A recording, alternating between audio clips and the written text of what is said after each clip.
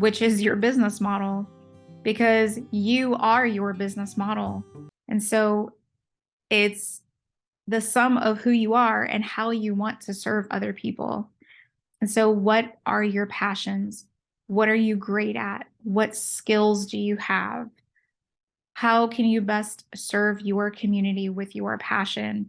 And then, of course, how are you making money from that? And so when I was putting together my rate sheet, I had to sit and think, okay, these are my marketable skills. These are what the general market rates for these types of services are.